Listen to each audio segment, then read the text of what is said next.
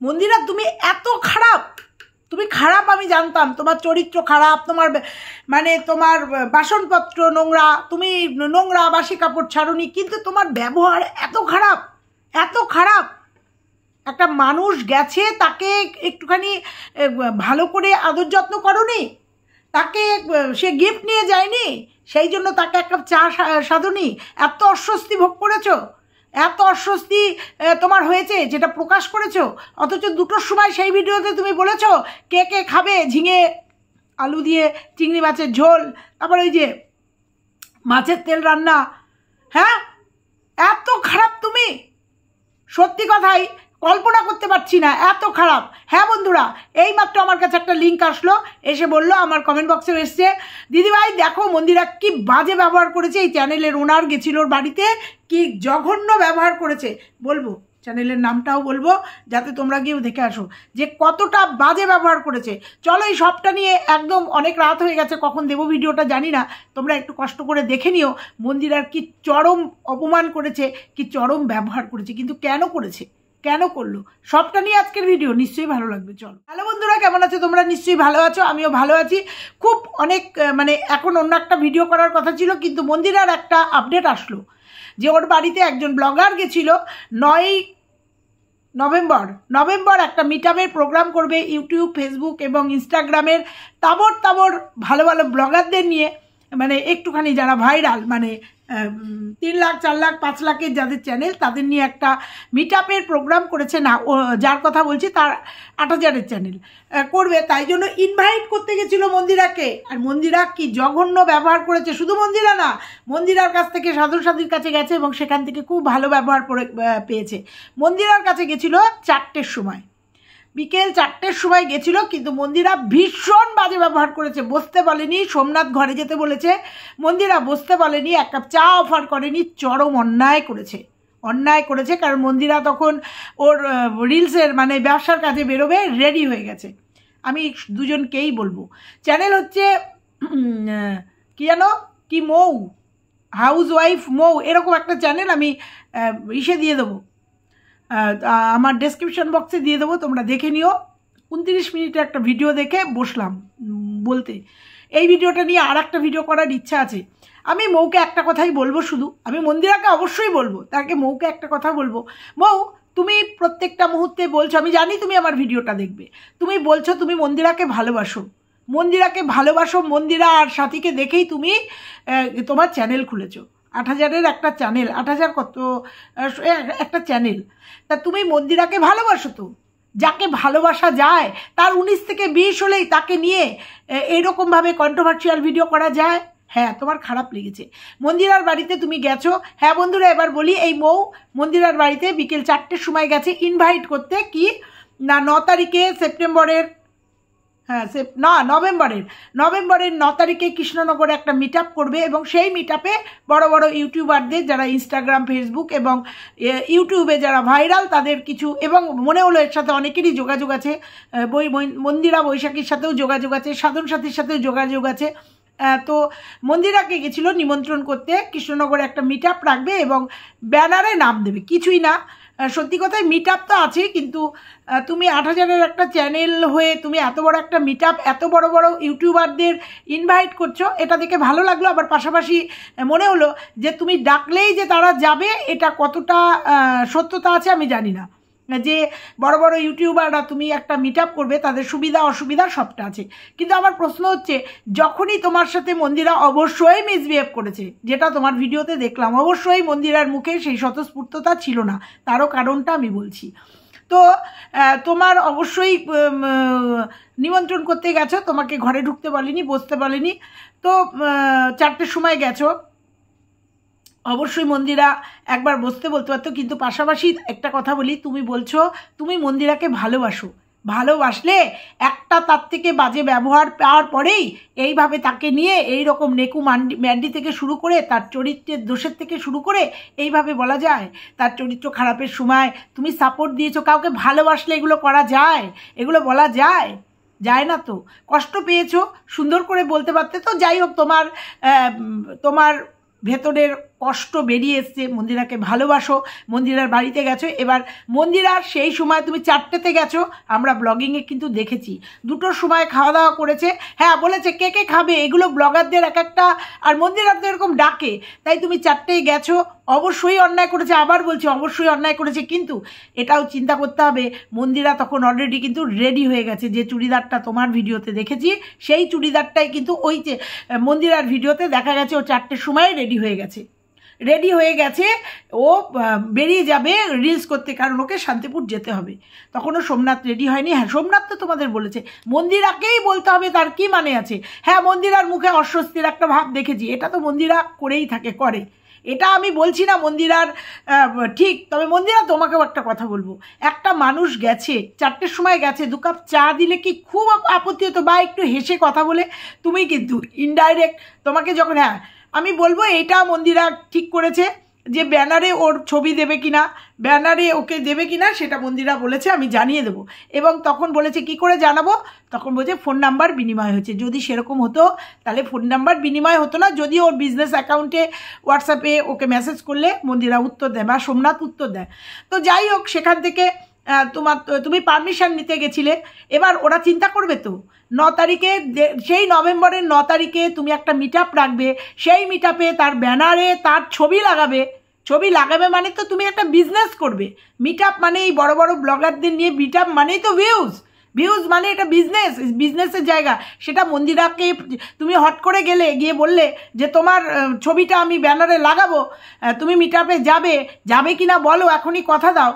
দেখো এটা আমি তোমাকে সমর্থন করতে পারলাম না। প্রথম কথা হচ্ছে তুমি মন্দিরাকে বললো ব্লাইন্ড ফ্যান, তুমি মন্দিরাকে দেখে ইউটিউবে এসছো, মন্দিরা আর সাথীকে দেখে তুমি ইউটিউবে এসছো, সেখানে দাঁড়িয়ে তুমি মন্দিরাকে নিয়ে এইরকমভাবে যে বললে না, এইটা ভালো লাগলো না। ভালোবাসো না মন্দিরাকে, ভালোবাসো তো, ভালোবাসলে এইভাবে নেকু ম্যান্ডি তার চরিত্র নিয়ে কাটাকাটি করা যায়। তুমি বললে অনেক গিফট নিয়ে যায়নি তাই মন্দিরা আমাদের বসতে বলেনি, তাই চা দেয়নি। এটা কি ধরনের কথা? গিফট নিয়ে গেলে মন্দিরা তোমাকে বসতে দিত, চা খেত? কারণ ও তখন বেরিয়ে যাবে বিজনেসের জায়গায়, হয়তো তারা আছে, এই বৃষ্টি বাদলের দিনে আটকে যেতে পারে, সেই জায়গায় দাঁড়িয়ে হয়তো মন্দিরা, আবার বলছি মন্দিরা অন্যায় করেছে, তোমার সঙ্গে হেসে কথা বলতে পারতো, বা একটু চা বা একটু কোল্ড ড্রিঙ্কসের অফার করতে পারতো। কিন্তু তোমাদেরও কিন্তু নক করে যাওয়া উচিত ছিল, তোমার ওর বিজনেস অ্যাকাউন্টে হোয়াটসঅ্যাপে নক করে যাওয়া উচিত ছিল। আর একটু বাদে গেলেই তো দেখা হতো না, তখন কি করতে? আজকে মন্দিরা যদি তোমাকে বসিয়ে একটু 2টো মিষ্টি কথা বলতো, একটু চা দিত, তাহলে মন্দিরা আজকে ভালো হয়ে যেত। বলো, এখানেই মনে হয় কি তোমাদের সম্পর্কটা স্বার্থের সম্পর্ক, যদিও ইউটিউবে টোটালটাই স্বার্থের সম্পর্ক, এই জায়গার থেকে একদম সরবো না, টোটালটাই স্বার্থের সম্পর্ক। সেটা তুমি আরেকবার প্রমাণ করে দিলে। যেহেতু সাধনের বাড়িতে রাত্রির 8টায়, তুমি বলো না রাত্রির 8টায় বলছো সাধন সাথীর বাড়িতে গেছো, কেউ কারুর বাড়িতে রাত্রির 8টার সময় উইদাউট নোটিশে যায়? হ্যাঁ ওরা ব্লগার, তুমি দেখেছে, তুমি ভিডিও করছো, মিসবিহেভ করেনি। এবং সাথীর মুখেও কিন্তু একটা, তুমি ভালো করে দেখো, সাথীর মুখেও কিন্তু সেই স্বতঃস্ফূর্ততা ছিল না। আর কি করেছে? তোমাকে হাতে বানিয়ে চা দিয়েছে না তো, উল্টো দিকের দোকানে চা আছে, চায়ের দোকান থেকে চা নিয়ে এসে সাধন আর কি চা দিয়েছে, সঙ্গে বিস্কুট দিয়েছে। আপ্লুত অভিভূত হয়ে গেছে, মিষ্টি 2টো কথা বলেছে, কারণ তাদের কোনো তাড়া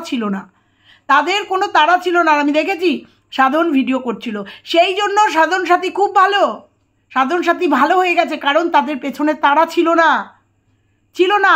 এই সাধন সাথীও কিন্তু অনেক ইউটিউব অনেক ইসের সঙ্গে মিসবিহেভ করেছে, কিন্তু তোমাদের সঙ্গে ভালো বিহেভ করেছে, কারণ 8টার পরে জানে ক্যামেরা চলছে, ইউটিউবে কন্ট্রোভার্সি হবে। আর মন্দিরার কিন্তু তাড়া ছিল, মন্দিরা 4টের সময় বেরিয়ে যাবে, বাচ্চাটাকে রেখে যাবে, তাড়াতাড়ি করে তার ফিরে আসতে হবে, রাতে রান্না আছে, বাচ্চাটা রেখে যাবে, তার কিন্তু একটা পিছনের তাড়া, প্লাস এই ওয়েদারে বেরিয়ে যাবে। এইটুকু কনসিডার করতে পারলে না মন্দিরাকে? বাড়িতে এসে দেখলাম তো, ঘরে গেলে কথাবার্তা বললে, সোমনাথও দাঁড়িয়ে কথা বললো, অথচ তার মধ্যেই এত বড় অ্যালিগেশনগুলো লাগিয়ে দিলে যাকে এত ভালোবাসো। হ্যাঁ, তার চরিত্র নিয়ে নেকু ম্যান্ডি, তাকে গিফট নিয়ে যাওনি জন্য এত বড় অম্লান বদনে, যেহেতু সে হেসে একটু কথা বলেনি, তোমার সঙ্গে সহমত পোষণ করেনি, সেহেতু মন্দিরা খারাপ হয়ে গেল, মন্দিরা থেকে নেকু ম্যান্ডি হয়ে গেল। অবাক লাগে তোমাদের দেখে। অথচ নিজেদের স্বার্থে গেছো, কিন্তু কোনো ছোট ছোট ব্লগারদের বাড়িতে যাওনি তো। মন্দিরার কাছে কেন গেছো? কারণ মন্দিরাটা ফেস ভ্যালু আছে, মন্দিরা একটা ভাইরাল ফেস, সাধন সাথী ভাইরাল পেজ, তাই এদেরকে নিয়ে তুমি অ্যাকচুয়ালি বিজনেস করতে গেছো তো, অ্যাকচুয়ালি বিজনেস করতে গেছো।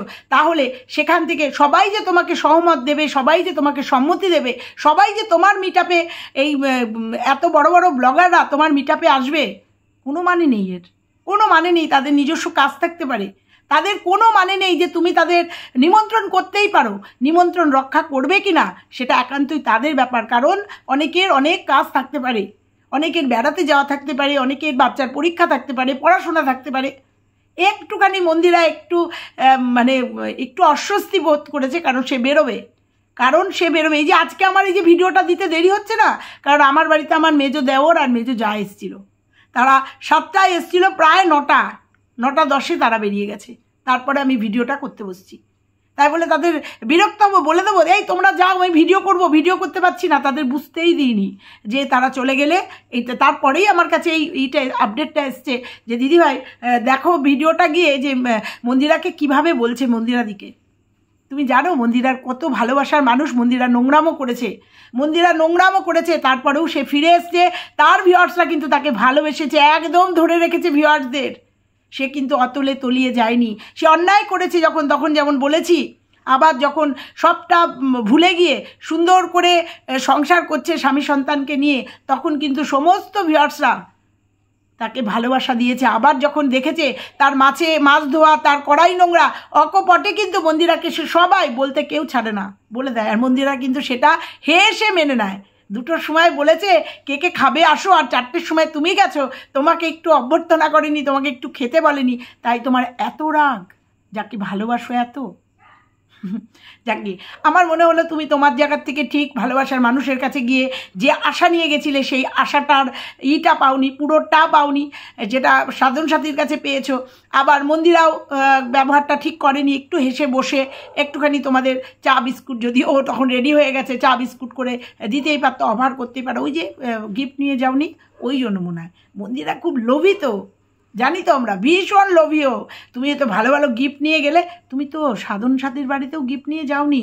সেখানে তুমি বললে যে আমি দেখি না, যদি ওদের রিসেন্ট ভিডিও দেখিনি, যে গিফট নিয়ে হয়তো কিছু আলোড়ন হয়েছিল গিফট না নিয়ে, যেটা বোঝা গেল, সেই জন্য তুমি নাওনি। তাহলে মন্দিরার বাড়িতে একটা ছোট্ট বাচ্চা আছে তো, একটা আমাদের জয়ী আছে তো, জয়ীর জন্য একটা অ্যাটলিস্ট একটা লজেন্স একটা নিয়ে যেতেই পারতে। বাচ্চা তো আবার কি সুন্দর বলছো, আমি কোনো গিফট নিয়ে যাইনি জন্য মন্দিরা অভ্যর্থনা করেনি।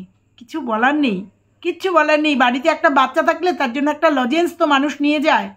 তুমি নাওনি, ঠিক আছে, নাওনি। মন্দিরের আগেও বলেছে কেউ গিফট নিয়ে এসো না, ভালোবাসা, যেটা সাধনও বললো, শুনলাম সাধন দা, হয়তো জানি না।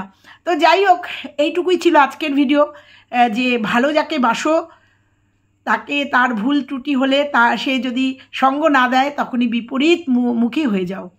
এটাই হচ্ছে তোমরা। অ্যাকচুয়ালি ব্যবসা কিন্তু তুমিও করতে গেছিলে, মন্দিরাকে নিয়ে ব্যানারে লাগিয়ে, ওর ছবি লাগিয়ে মন্দিরা সম্মতি দেয়নি, তাই না? আর ওদিকে সাধন সাথী খুব সুন্দর করে তোমাদের 1 ঘন্টা ধরে সময় দিয়েছে, তাই ওরা খুব ভালো হয়ে গেছে, তাই তো? যে সঙ্গ দেবে, যে সহমত পোষণ করবে, আজকের দুনিয়া তো তাই, এটা সংসারেও হয়। যে তোমার তালে তাল মেলাবে সেই তোমার কাছে প্রিয়, আর যে তোমার ভুল ত্রুটিগুলো ধরবে সে তোমার খারাপ।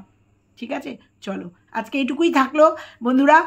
মন্দিরাকে কি কটাক্ষ করেছে তোমরা কল্পনা করতে পারবে না, যদিও মন্দিরার একটু দোষ আছে, একটু হেসে কথা বললে কি হতো। যাই হোক, চলো টাটা। ভালো লাগলে লাইক কমেন্ট শেয়ার, চ্যানেলে নতুন হলে চ্যানেলটা সাবস্ক্রাইব করে দিও। টাটা।